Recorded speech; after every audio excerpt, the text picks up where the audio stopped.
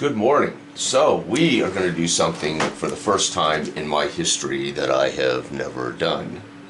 This is the new Dragonslayer role-playing game, OSR. I am going to make the dungeon creator. We're going to follow the rules, and I'm going to make a dungeon here for the first time ever. I make my own, generally draw them up, or I have bought a couple of those blank dungeon books. I got one with like 100 dungeons in it, and it's completely empty. It's got some random tables in the back. And that's been pretty fun when they come into a dungeon on their head scrawls. But I thought this will be fun. So let's go ahead and look at this. I got all my fancy guys here that I'm going to need. And for those tuning in that are role players but despise and hate sports, don't let the tabletop sports football simulator spook you. Avert your eyes. But I know there's some of those role-playing nerds out there who just can't stand football or sports. Don't let it scare you. It's just a tabletop game. Right? All right, here we go. Dungeon Creator. This is brilliant. So our game. This is what I really dig. Our game has a session creation. So you can make a one-page session, right? How to make a one-page. Right? How to design a one-page session preparation, and that's all you need to play our game. And then we give those some sample one-page adventures, right? This is a little bit of extra information, but all you need is this page, right, to play Sea Peoples by me, written by me. Okay. So our game has a kind of a thing like this, right, where we teach our presenter in our game to design the entire session on one sheet, and that's all you need to go, man, play. This, of course, is helping us design a dungeon, and this is going to be very, very cool. So first it says, step 1, generate dungeon geomorphs, and that's what these two tables are here, right? First, we need a D12, my favorite dice in all of gaming. Our game uses the D12 for our actual resolution. We're going to roll a D12 for the total number of rooms in this dungeon. So again, I will put this dungeon in front of the local group on March 9th. So I hope they don't watch. I only know 2 of them, and they've never hinted that they watch the YouTube channel. So they may be lying, but okay. Here we go. 11 rooms. Holy cow, it's going to be a big one. We got 11 rooms. The entrance is the first room in the dungeon. Roll a D8. Once on table 1, dungeon entrance geomorphs to determine the shape of the entrance. 3, so it is okay, it looks like so this is rooms, and entrance is number 3. That's pretty cool. And again, he gives the shape so I can draw it up in here, right?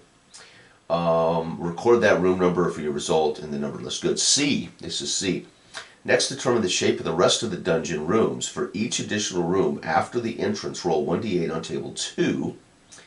Dungeon room geomorphs, record them. Okay, so there should be 11 more rooms. So we've got room 1. Now I need 11 more. So 10 more. Here we go. Number 6. Number 4. Number 7.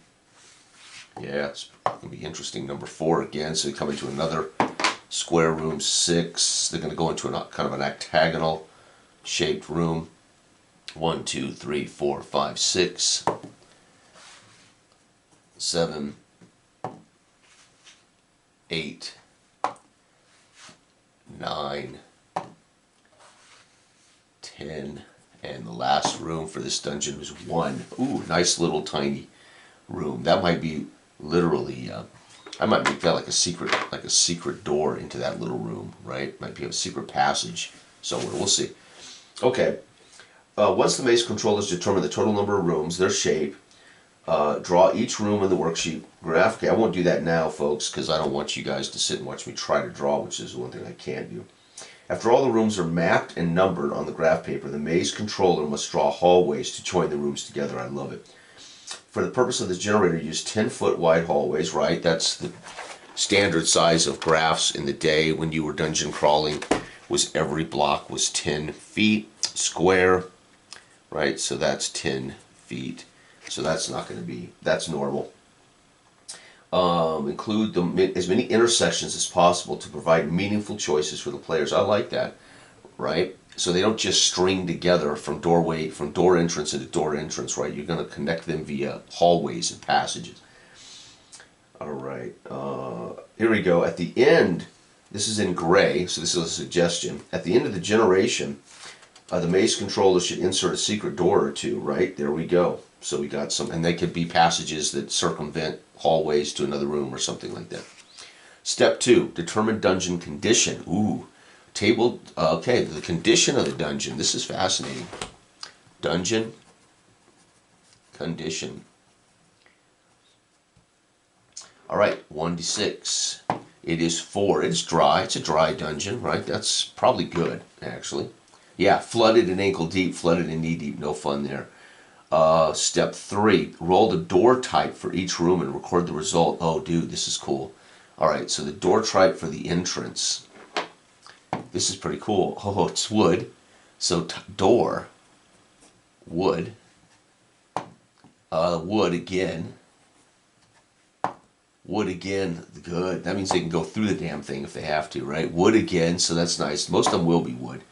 Wood. I mean, 50% chance they're going to be wood. Oh, we come to a bronze door. This might be a significant room, right? So I would want probably to donate. So you designate 6 as having something somewhat significant in it. Bronze door. 4 is wood again. Wood. Wood.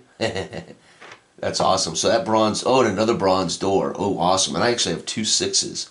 So I might have 3 6s. So I might have these bronze doors lead in. Oh, I've got 2 5s. So I might have the bronze doors lead into these 5 rooms, right? Since they're the same. I don't know though. 3 wood. We'll see when it starts to shape up. There's the doors to these rooms. This is awesome as hell. All right. Step 3A, note the status of each door. Oh, dude, this is good. 4, it's going to be locked. Oh, the entrance is locked. Locked again, the second door, so they're going to be frustrated right out of the gate with these doors. Oh, locked again. So someone is protecting something. 6 is sealed. Uh-oh, sealed with wax if stone. Rope, knot, and steel if bronze. See the rules on the doors earlier. So sealed, it doesn't say what it is for wood. So we'll put 6 here, sealed. So one of the rooms is sealed. I might seal it with, like it's boarded up, right? Or blocked with a bar on the other side or something. I'm not certain. I'll look that up. It says see rules for doors later in the rulebook, so I'll look that up. Sealed. 6 sealed again. Oh, sealed again. I better start shaking these dice better here. 4. 4 is locked again. Man, this is not going to be an easy dungeon. And then closed, so we just have a closed door they gonna have to crack open. Ajar, that's cool.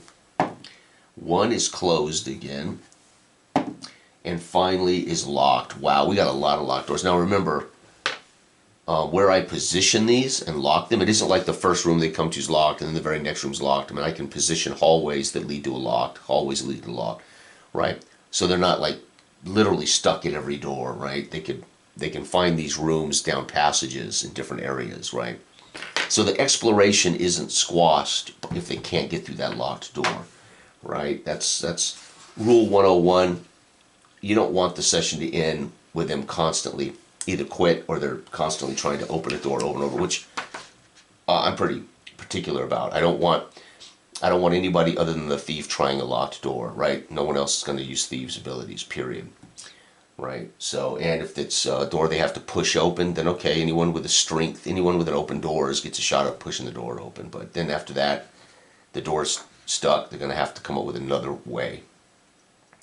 Number 4, determine room contents. Okay, so this I'm going to do when I draw it up, right? Because then I'm going to want to make notes. So it's a D12 table.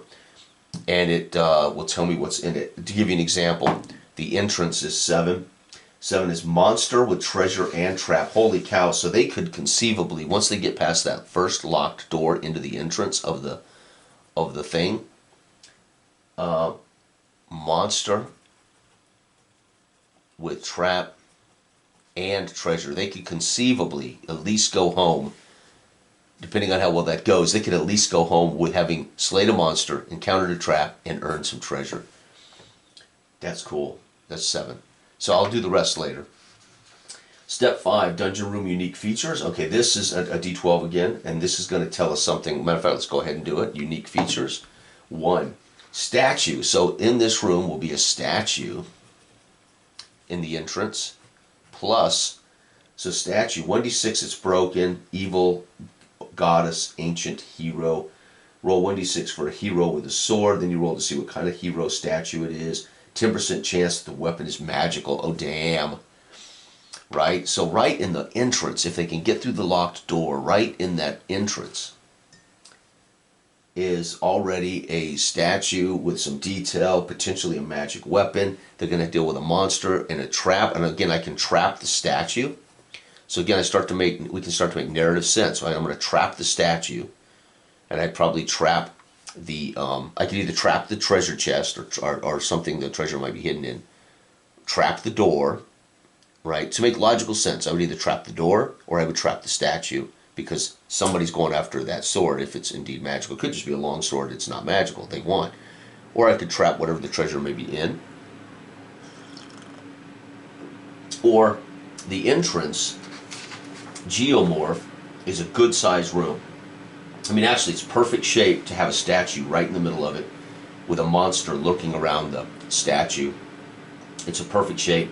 And there's enough blocks here I could actually have a pit trap as well, right? As they approach the treasure hoard in the corner, there's a false floor, you know, as they go running for the treasure, as, you know, all players do, all characters do. Oh, treasure! And they go running for it like kids for candy, and they end up falling into a pit hole because they forget that monsters protect their treasure.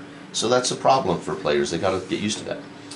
I'm loving this. I'm really loving this. Okay, and then table 6 are the monsters. So it's a D12 on levels 1 through 3 before they get into levels 4 to 6.